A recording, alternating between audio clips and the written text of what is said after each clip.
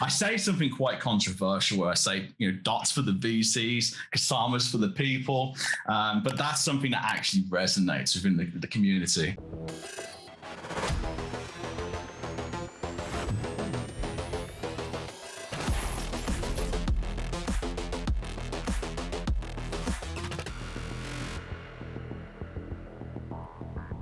Hi there, and welcome to the Parachain Auctions podcast hosted by Kraken. I'm Brian Hoffman, crypto platform product lead. And on this show, you'll hear from leaders and innovators from around the world building on Polkadot and Kusama.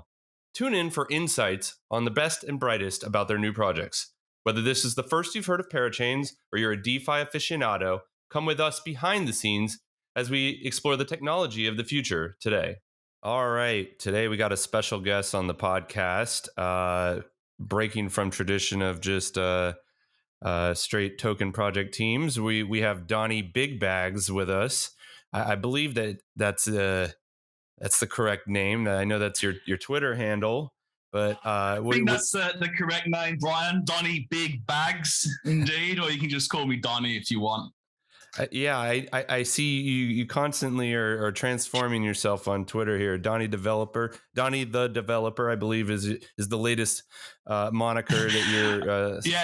Donnie the builder. I need to swap that McDonald's hat out for a construction hat or something. Yeah, I was just talking to the crew here, looking at the Kusama price. Yeah, I think a lot of us may need to start working at McDonald's soon if we keep heading in this direction. But exactly, and I think a lot of us can do a lot more, and we can all start building. That's my plan for 2022, anyway. That's like the very cliche thing in blockchain is like we're here for the tech. So you definitely seem like you're here for the tech as well.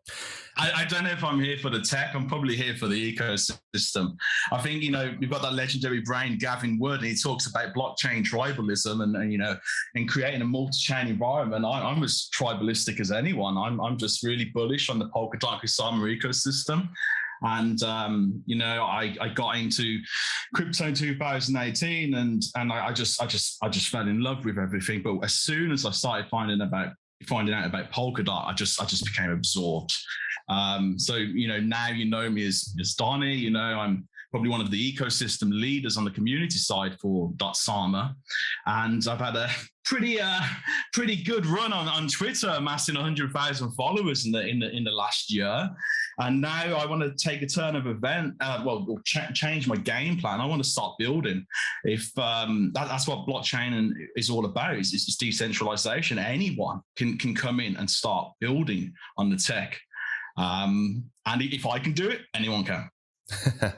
Yeah, surely. I guess for me personally, you came on the radar right, I guess, about the time Kraken was starting to think about and kind of work through our support for Parachain auctions with Kusama. I know, like, this is even before Moonriver and Moonbeam and all the work that you've kind of been trying to do in that space. But I mean, just straight up Kusama, you were on board from the beginning, and back then it didn't really seem like there were that many. I guess you would call them maybe like influencers or kind of supporters, that were well known within the community. You kind of jumped out in front of that. Like, what, you said you've been here since 2017 or maybe before that, but what caught your eye around Polkadot, and like, why did you decide to get so deep into it? Well, I was fortunate to have some friends tell me about it, but I think I was, looking around the blockchain landscape to see how it's evolved. First we had, Bitcoin introducing, the first distributed ledger that's globally utilized, and that's pretty amazing on its own. But the next revolutionary step was in 2014 when, Ethereum launched of smart contracts, Turing complete computation on the blockchain, the world's first global computer, so to speak. That was pretty amazing. And I was looking into that, and I looked into who actually built it. And I was like, oh, this Gavin Wood, man, he seems pretty cool. What's he working on now then? And then that led to the next, the next biggest wave of innovation I've seen in blockchain, which is the world's first layer zero meta protocol. This blockchain, a blockchain substrate. Because what I have noticed in the space is everything's quite evolutionary. Everyone's just like playing around with the same layer one EVM blockchains. Yeah, they're making trade-offs with decentralization in order to increase TPS, speed them up. There's nothing really innovative there. But the only real innovation I saw was in Polkadot itself. Forkless upgrades, on-chain governance, feeless blockchains. It's incredible. And I saw an economic opportunity there within Kusama, because I understood that people didn't see the potential in Kusama at the time. The VCs, they dumped their bags under $2 and whatnot. And then I came along and I was hoovering it up, slurping up the dip, so to speak. And I knew from a sort of, supply and demand model, tokenomics, Kusama was going to pop. When the Parachain auctions would come, there would be astronomical demand for the Kusama token itself. And I knew that all the teams would have to sort of launch on Kusama first. Everything happened there. The rest of the market didn't really understand it, fortunately, and when they don't, we that's when opportunity arises. So I got really lucky there, to be honest, and I went in hard with Kusama. I got really involved with the community. I've done my part in trying to defend it from all the scams that have been coming, as would in every ecosystem in crypto. Then I saw what was going to happen, how Kusama was going to evolve. And I realized, like, Ethereum is here to stay. But what makes Ethereum so important is not its, proof of work nature. It's EVM. It's like that universal interface where all these new blockchain developers of tomorrow are all learning Solidity. They're not really learning Rust. And, Rust devs right now, $280,000 starting salaries, the mega demand in every sector. I think Apple's trying to hire them all, sort of thing. So I knew that really all the building's going to happen on EVM, which is quite contradictory towards, substrate and stuff. But this is just now. I know things will evolve further in the future. We'll see a completely different landscape. Then I saw Moonbeam, and I was like, okay, here we go. Basically EVM running on Polkadot, that sort of thing. And I was like, this is where all the action's going to happen, all the shitcoining, the JPEGs, everything. This is where everything's going to get built. So I went really hard into Moonriver. And that worked out pretty well because we got 14.67 mover tokens for KSM. So if you got in KSM early, you could just imagine what happens there. And yeah, I think I see Moonbeam and Moonriver sort of the gateway into Polkadot.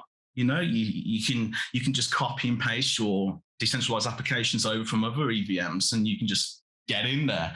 And once you're in there, foot in the door, that's when you get the taste of the rest. And then you get to start experiencing the other fruits of the Dotsama ecosystem and get to start considering how the importance of things like on-chain governance, forkless upgrades, whatnot. Yeah, so a bit of a ramble, but I'm really passionate about this area of blockchain.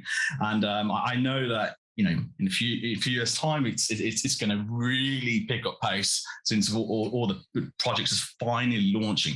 Polkadot's finally got its parachains engaged.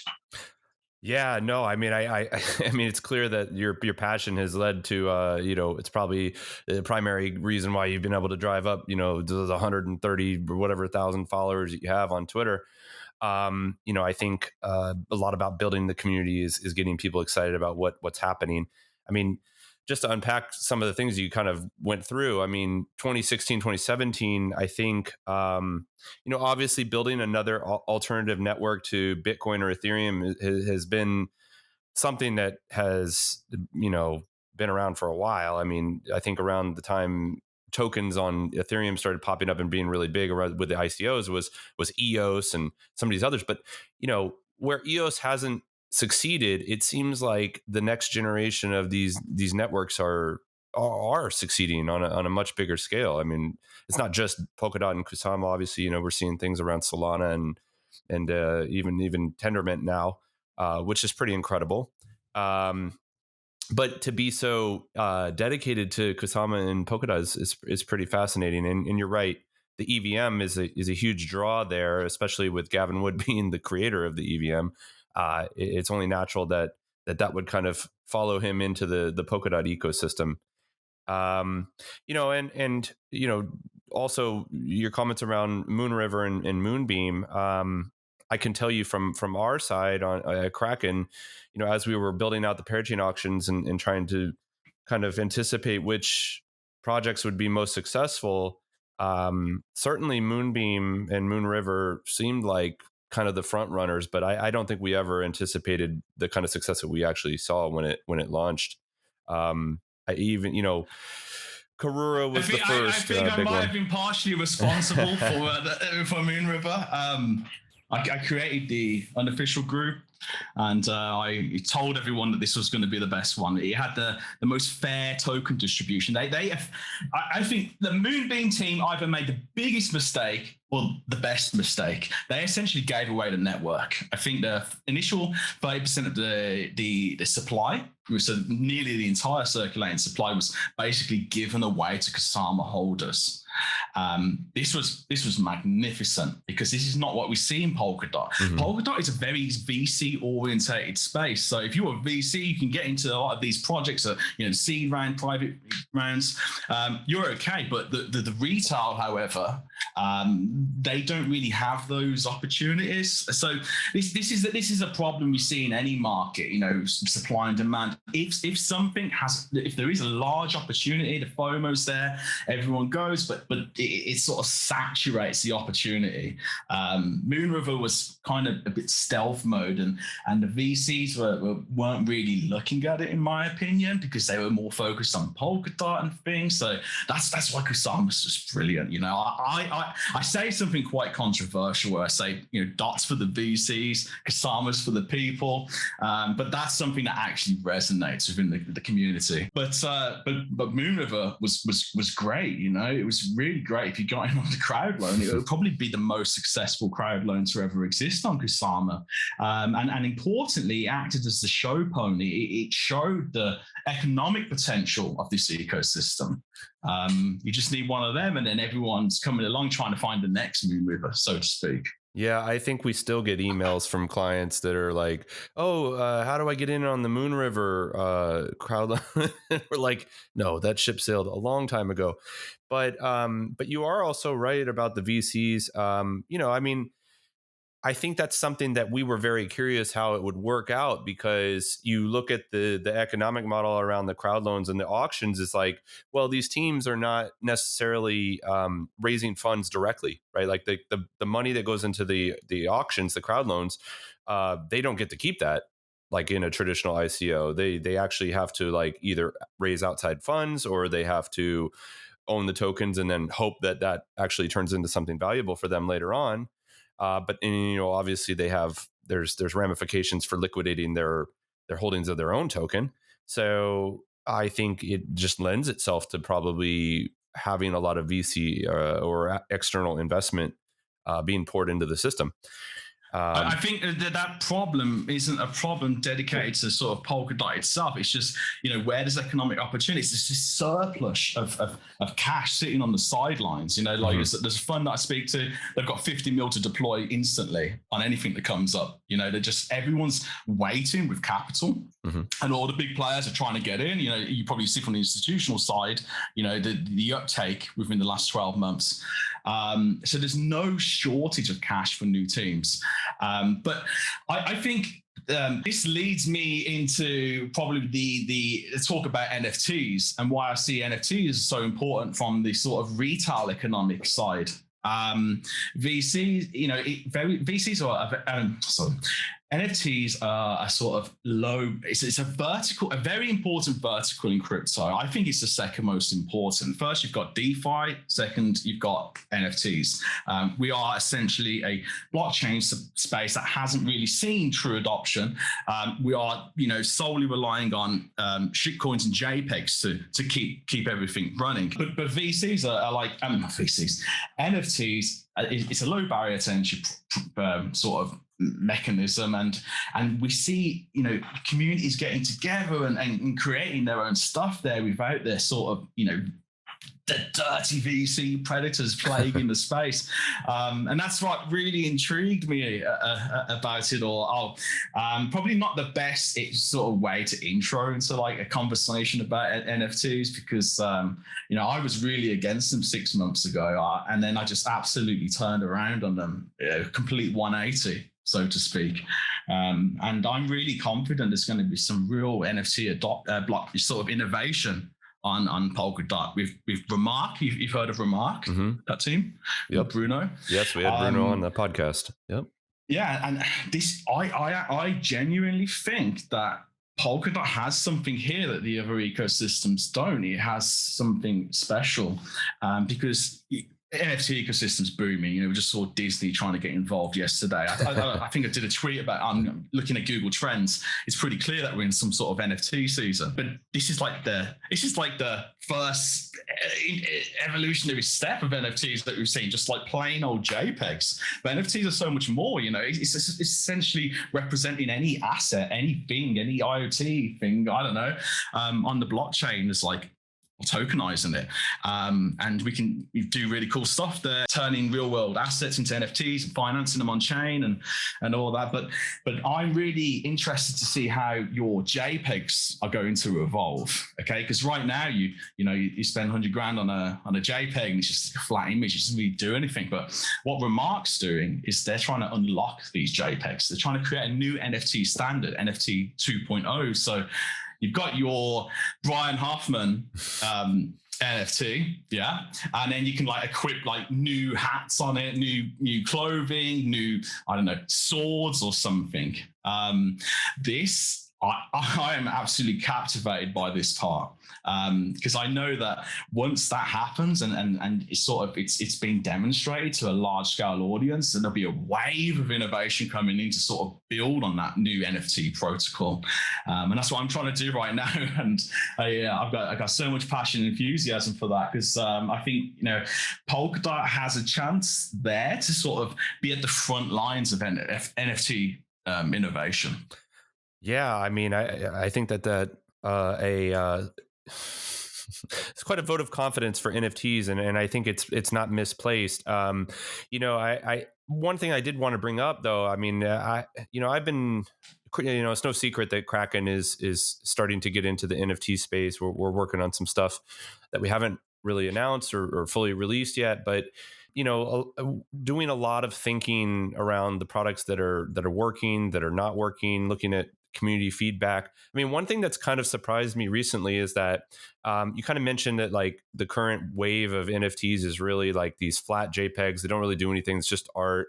There's a lot of conversations about like just people, you know, kind of wash trading expensive JPEGs, you know, and that's really all it's for. And there's a lot of, I don't know what the scale is, but there is some noise, you know, coming from like the negative side of it, saying, you know, like for instance, the gaming industry seems to be like fairly down on NFTs, and I was wondering if you had some thoughts on like why that might be, because what you just described with like the 2.0 thing, it seems like a no-brainer to me. My kids live on Fortnite and Minecraft and kind of Roblox, and it just seems tailor-made for these kinds of things. But the developers, as excited as they have been, we've seen some retractions even of them, you know, saying that they're pulling the plug on their NFT plans.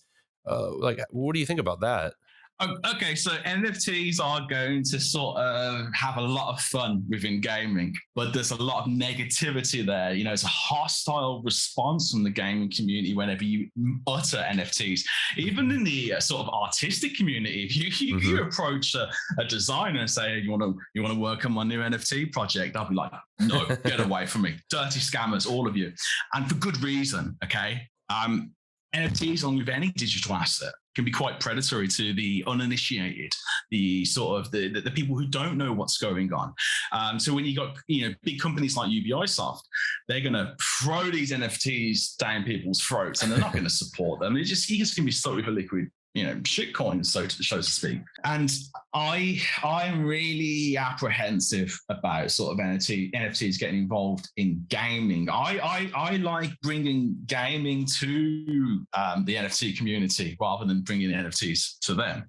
So if you are involved in crypto, you know what you're dealing with, you know what you're handling, and there is, there's a large subset of people who really enjoy gaming and they want to mix it together, and that's what I did. So when I was invested in Moonriver and I was like leading the charge there and whatnot, I was like, I think I woke up one Saturday morning and I was like, do you know what, these guys are trolling me because I don't know what was going on at the time. I was like, I'm going to do something. I'm going to launch something on Moonriver and show how good it is. And then so Saturday we woke up, and then Monday we launched the first NFT marketplace on Moonriver, first traded generative NFT collection on Moonriver and whatnot. And then I said, you know what, we're gonna build a metaverse now. So within 1 month, we launched the first metaverse on Moonriver as well. This was just solely getting people from the community together and building, essentially. I've never done that before, and this was just a start for the next wave of whatever I'm going to do in my life. I just found this new thing I enjoy, and that project was Moonsama. And if you see our JPEGs, they look pretty funny, we made them in like a few hours. But now they're going to be stuck, like they're going to be like these big historical JPEGs, and I know what's going to happen with them. And maybe we should have got a designer in and like thought about future-proofing them a bit, made them high fidelity so we can do what we need to do with them. But no, we just got to deal with it. But I think NFT is. You don't really get them for the eye. It's like for us, since we're looking at a sort of DAO structure of things for this community, it's more like a governance NF token, so to speak. But I think it's really important with NFTs, especially that you unlock utility with them. It's the same how 99% of crypto is just full of vaporware.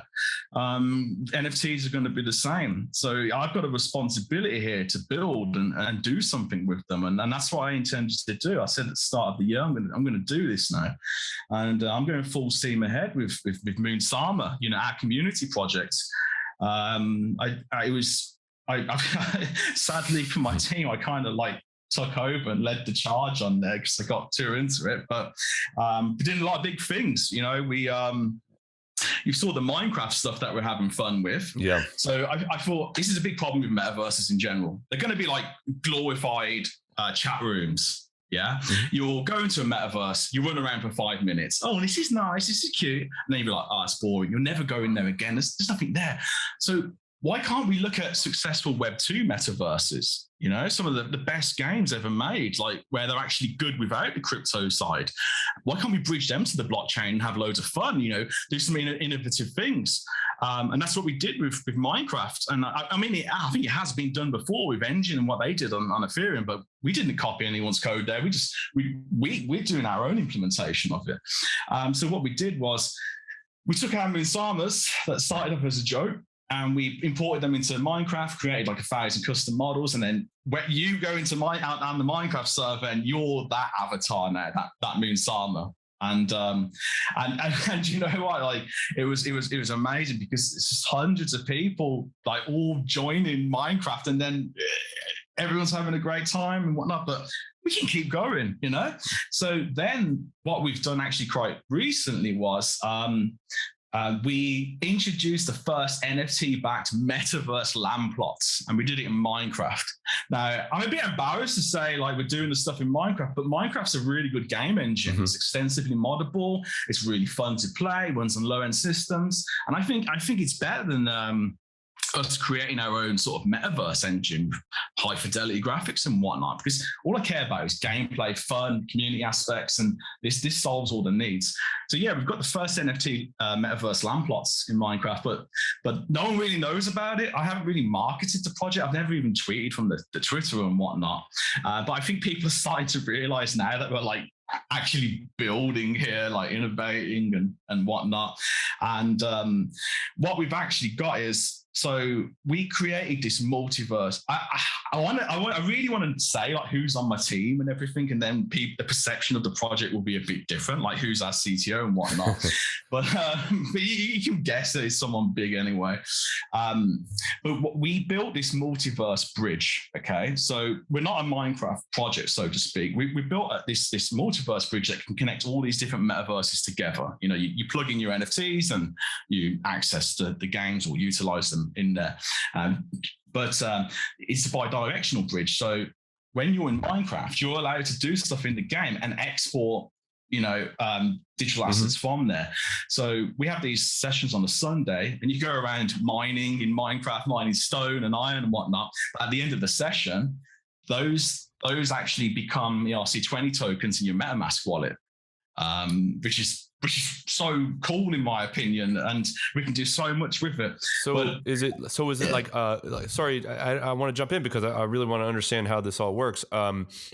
So are you saying that there's actually a bi-directional kind of communication between the NFTs and the actual game? Because I was thinking that you're just pulling in NFTs generated externally into Minecraft and then kind of interpreting them there, but you're saying that you can actually mine things and like kind of generate NFTs as a response to what you do in the game?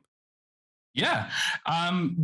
So we built the interface. I'm not the tech guy.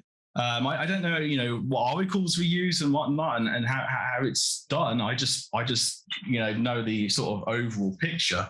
But when you're in Minecraft, you can see all of your bridged assets on chain, like your bridged NFT land plots, your bridged skins, characters, whatnot.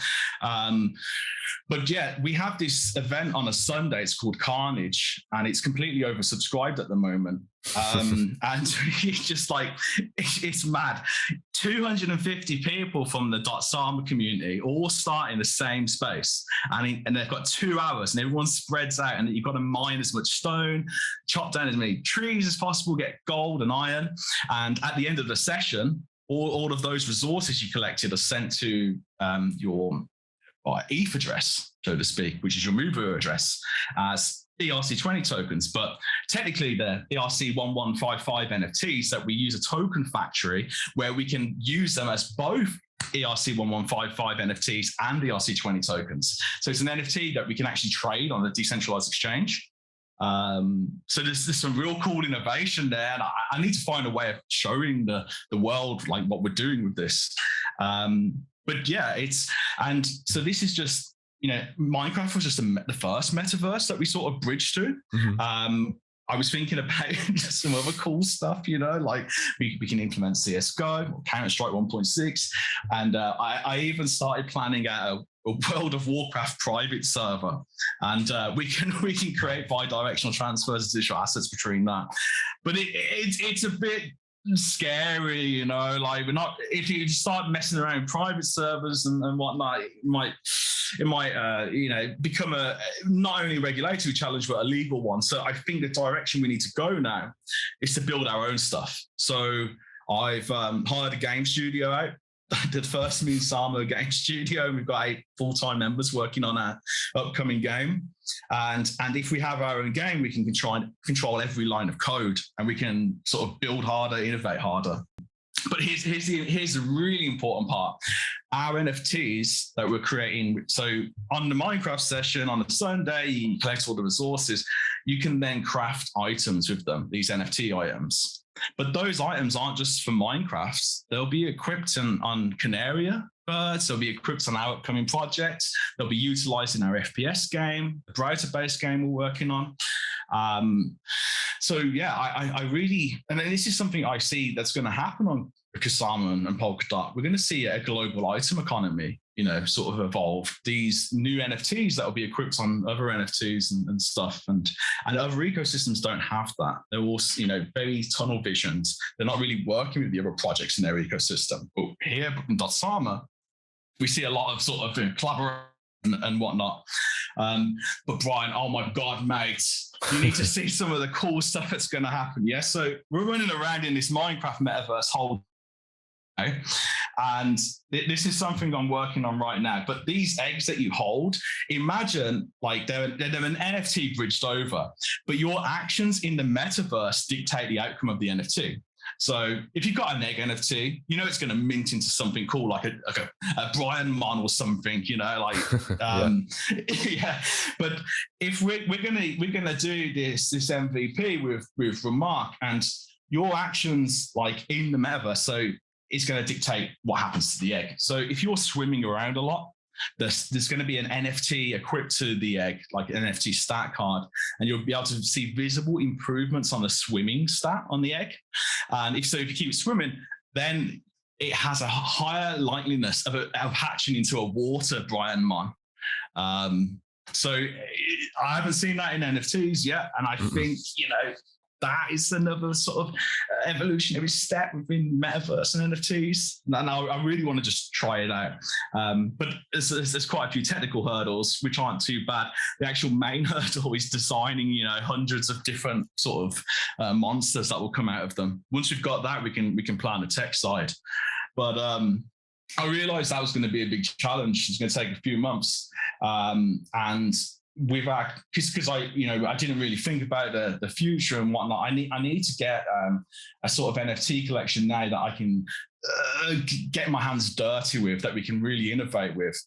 If you've seen the Canary birds from Remark, where you can equip different items onto them, so that's using the Remark sort of NFT standard, and that's the future of NFTs. And I think we're gonna have our shot at that soon. So I kind of I'm going to announce today our work on this project called Kusama, and it's going to be it's going to be a collection minted on Moonbeam that's going to use the new Remark EVM smart contracts that are coming in the next few weeks.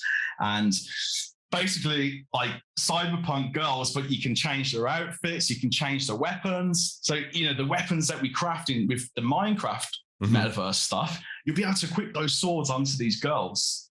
Items from Canaria, you'll be able to equip them onto the girls as well. And if that IP is quite successful, the FPS game that I'm building with my studio, we might use that for that, so to speak.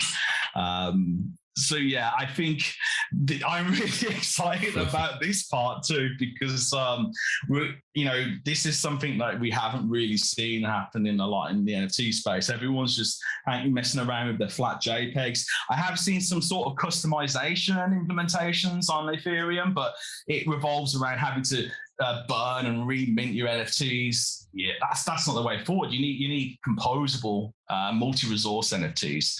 And that's coming from the Polkadot ecosystem. So that's why I'm so excited for that, because it's like a sort of flagship protocol coming from within, something that differentiates Polkadot from the other sort of chains and their NFT ecosystems. And I think, if the tech's there and it's innovative, then I think it's going to attract a lot of new users from other ecosystems as well. So yeah. Yeah, I mean, I think yeah, it's a lot. I'm sitting here listening, thinking about all of this. I think there's kind of like two approaches to NFTs that we've seen over time, which is like, initially we saw the first big boom was around CryptoKitties, and ultimately there's like infinite amount of CryptoKitties that can be created, right? They just keep generating new generations and they're breeding and everything. But what was interesting was like the genetics, the ability to kind of create new content from existing content, and it just keeps going, which is fascinating, especially if you think about it in like a gaming context. But from a financial standpoint, like CryptoKitties never really kind of like went anywhere like what we've seen now, which is this second approach, which is like, okay, now we have these like very limited finite drops, more akin to like Supreme or something like that, where, these items just pop out and everybody rushes to get them, and they're just this crazy amount of value locked up there. And it's like two different worlds. One thing that's kind of hindered, I think, the first one from like really taking off though, is like the cost of conducting transactions on Ethereum. how do you think Polkadot and Kusama are faring so far in like kind of combating that? I mean, I know it's a new network and it has a lot lower fees, but for the future and in terms of scalability, how do you think the Polkadot Kusama approach alleviates that concern? I mean, do you see that for being a problem? I think you've just raised the most important issue on Ethereum that's going to hinder NFT innovation. Is that the gas costs are astronomical. You can't implement these NFT 2.0 smart contracts on there. It would cost thousands upon thousands of dollars just to even customize your NFT. It's completely inaccessible. Moonriver and Moonbeam, as you know, it's like really, really cheap to transact. I can't remember the numbers off the top of my head. It's like, I don't know, pennies, so to speak. So we can implement like gas intensive NFT contracts so we can actually do the stuff there. So that's going to be really cool because that's going to showcase, but it's the whole, cheaper gas and whatever.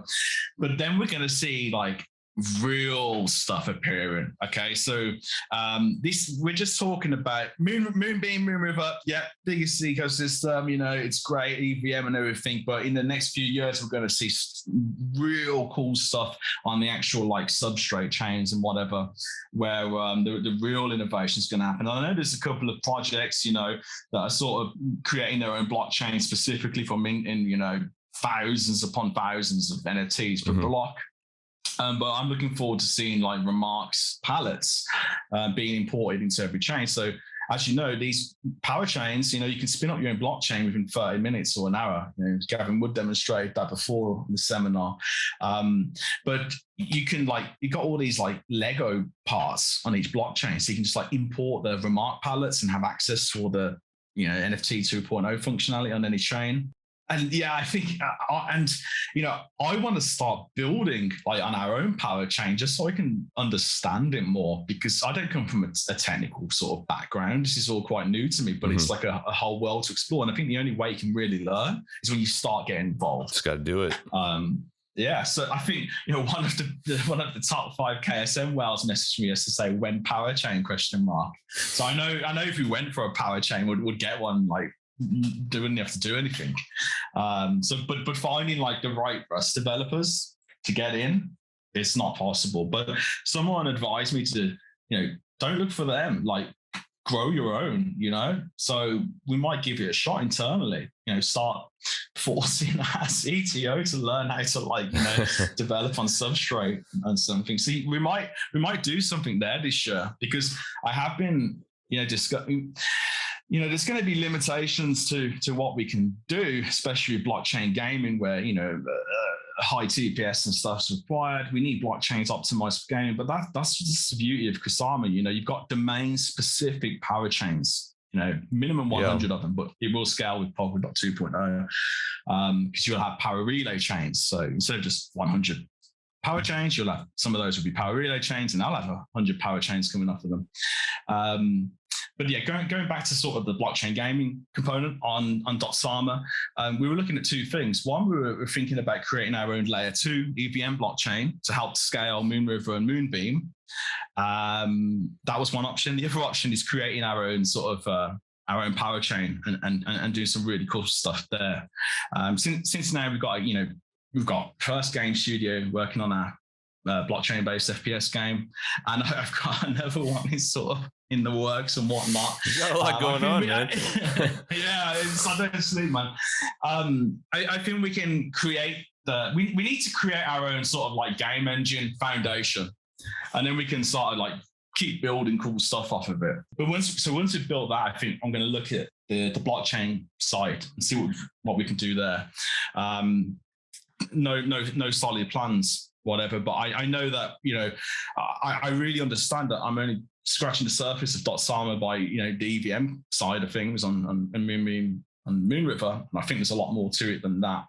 And so I'm quite embarrassed to talk about it when I don't, because this is so big and vast that no one can really understand the whole thing. Only like these mega brains can even know what's going on. But even the mega brains that I've spoke to, they're so alienated from a lot of the stuff that I've been touching on today in the call. Yeah, you know, they're just too encroached in the speed upgrades that are coming to the Parachains. I think so. The Parachains right now are operating at 12 blocks, a block time of 12 seconds. That's going to be halved to 6 seconds. But I thought, oh, would that mean a 2-time speed increase? But no, someone from Parity told me that it would be like a 6-time speed increase for some reason. I was like, oh, I don't know.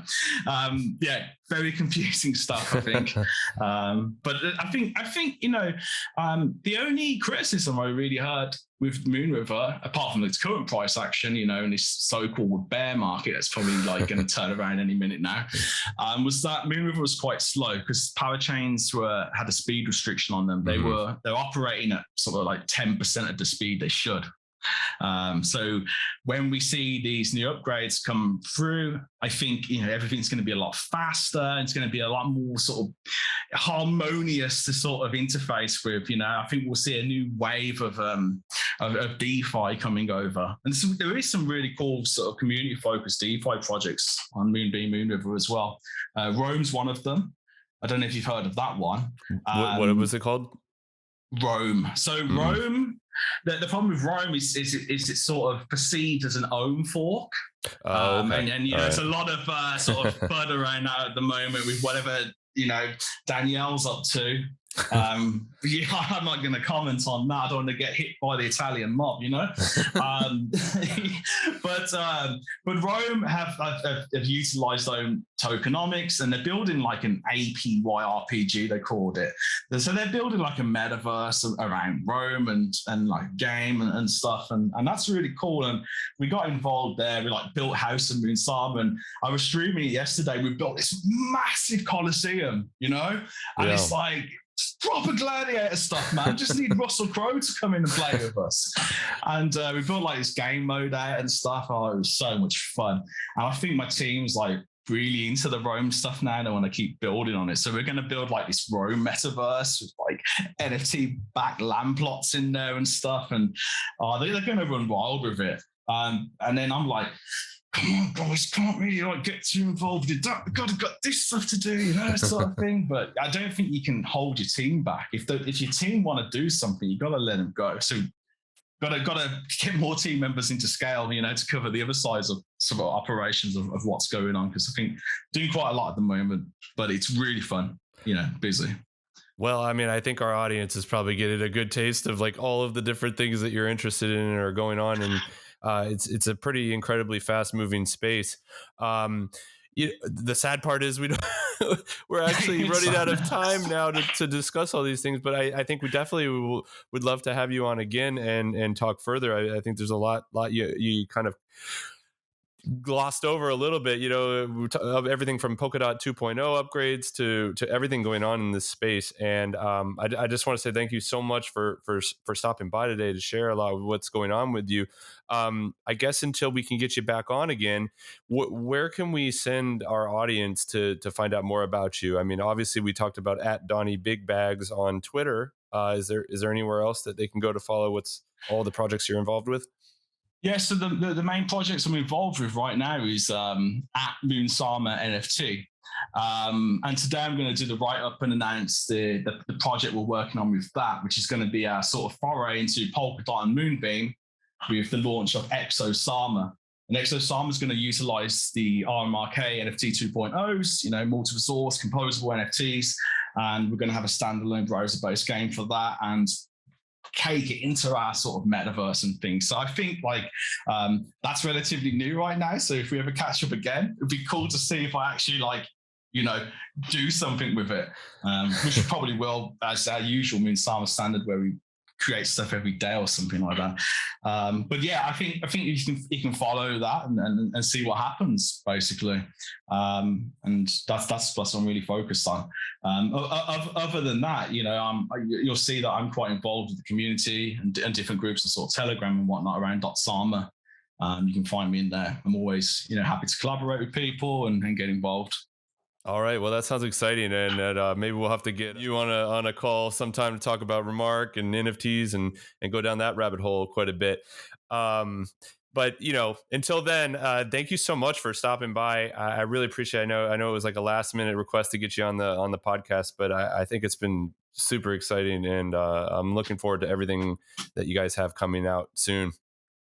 Brian, you're a legend. Thank you so much for letting me come on such a prestigious exchanges show. My mom's going to be proud of me today, I think. All right. Well, we'll take that compliment any day. Huge thank you to Donniebigbags and our listeners. Make sure to like, subscribe, and review us on your favorite podcast platform. And until next time, I'm Brian Hoffman, and this has been the Parachain Auctions Podcast.